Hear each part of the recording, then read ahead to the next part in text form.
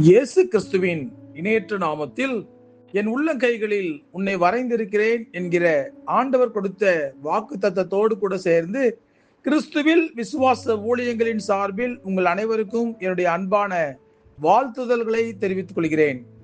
இன்றைய நாளுக்கான golden apple ஏசாயா தீர்க்கதரிசியின் புஸ்தகம் 60ஆம் அதிகாரம் 5ஆம் வசனம். உன் இருதயம் அதிசயப்பட்டு பூரிக்கும். இன்றைய செய்தியின் தலைப்பு, உன் இருதயம் அதிசயப்பட்டு பூரிக்கும். இன்று பலருடைய இதயங்கள் வயது வித்தியாசம் இல்லாமல் திடீரென்று துடிக்கவே மறந்து போய்விடுகின்றன. பார்ப்பதற்கு அதிர்ச்சியாக தான் இருக்கிறது. கடந்த 6 மாதத்தில் மாத்திரம் இருதய அறுவை சிகிச்சை செய்கிற மருத்துவர்கள், குறிப்பாக இளம் வயதுடைய மருத்துவர்கள் ஹார்ட் அட்டாக் வந்து மரித்து போயிருக்கிறார்கள்.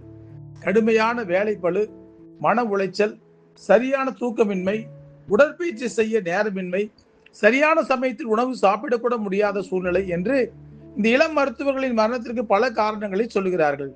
எது எப்படி இருந்தாலும் நம்முடைய இருதயத்தை துடிக்க வைத்துக் கொண்டிருப்பவர் நம்முடைய ஆண்டவர் தான். குறிப்பாக இயற்கைக்கு மாறான அதிசயங்களை, அற்புதங்களை ஆண்டவர் நம்முடைய வாழ்க்கையில் செய்யும் போது நிச்சயமாகவே நம்முடைய இருதயம் அதிசயப்பட்டு பூரிக்கின்றது. 7வது முறை எனக்கு அறுவை சிகிச்சை செய்யப்பட்டு என்னுடைய இருதயம் மீண்டும் துடிக்க ஆரம்பித்த போது என்னோடு சேர்ந்து எனக்கு அறுவை சிகிச்சை செய்த 8 மருத்துவர்களும் அதிசயப்பட்டு பூரித்தார்கள். சர்வ வல்லமையுள்ள தேவனாகிய நம்முடைய கர்த்தர் நாம் எண்ணுவதற்கும் நினைப்பதற்கும் மேலான காரியங்களை நம்முடைய வாழ்க்கையில் செய்து நம் இருதயங்களை அதிசயமாய் பூரிக்க வைத்துக் கொண்டிருக்கிறார். 14 வருடமாய் குழந்தை இல்லாமல் இருந்த ஒரு சகோதரி எங்களுடைய வீட்டு ஜெபங்களில் வந்து கலந்து கொள்ளும் போது கண்ணீரோடு ஜெபிப்பார்கள்.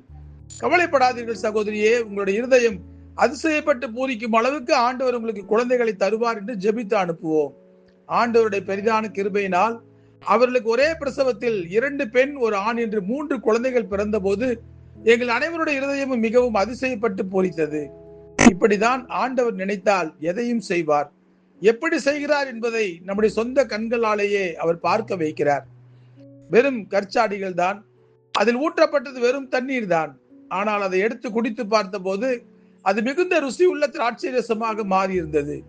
கானாவூர் கல்யாணத்துக்கு வந்திருந்த எல்லோருமே அதிசயப்பட்டு பூரித்தார்கள். இவ்வளவு ருசியான ரசத்தை எங்கு வைத்திருந்தீர்கள் என்று எல்லோரும் அதிசயமாய் கேட்கும் அளவு ஆண்டவர் மிகப்பெரிய ஒரு அற்புதத்தை செய்தார். நம் ஒவ்வொருவருடைய வாழ்க்கையிலும் இப்படி தேவ மகிமை என்பது எப்பொழுது வெளிப்படும் என்று நமக்கு தெரியாது.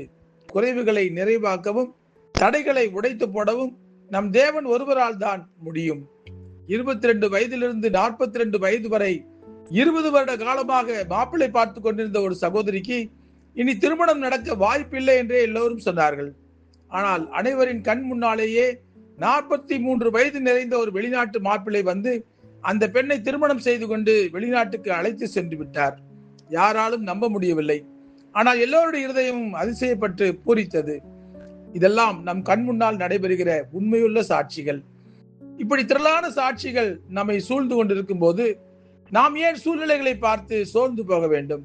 ஊழியத்தின் பாதையில் பலரை சந்திக்கும் போது பலரிடம் ஜெபிக்க சொல்லி கேட்கிற காரியம் என்ன தெரியுமா?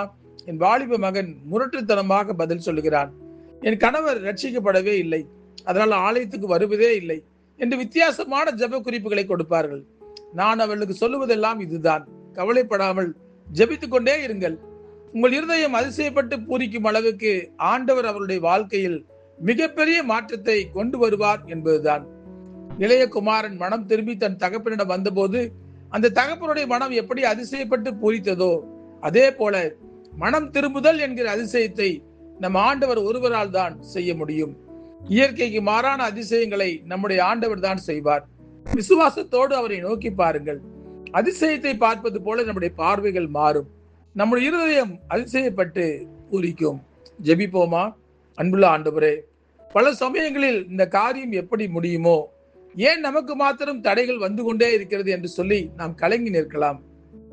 ஆனால் நம்முடைய வாழ்க்கையிலே நாமே அதிசயப்படும் அளவுக்கு இயற்கைக்கு மாறான அற்புதங்களை செய்து நம்முடைய வாழ்க்கையில் உயர்வை கொடுக்கிற ஆண்டவர், தடைகளை உடைத்து போடுகிற ஆண்டவர் நம்மோடு கூட இருக்கிறார்.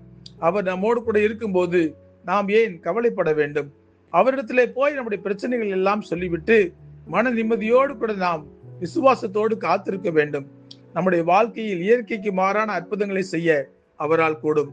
அவரால் கூடாத காரியம் ஒன்றுமே இல்லை. அவர் நம்மை நேசிக்கிறார், நம் மீது இரக்கம் பாராட்டுகிறார், நம்முடைய வாழ்க்கையிலே அற்புதங்களை செய்ய காத்து கொண்டிருக்கிறார்.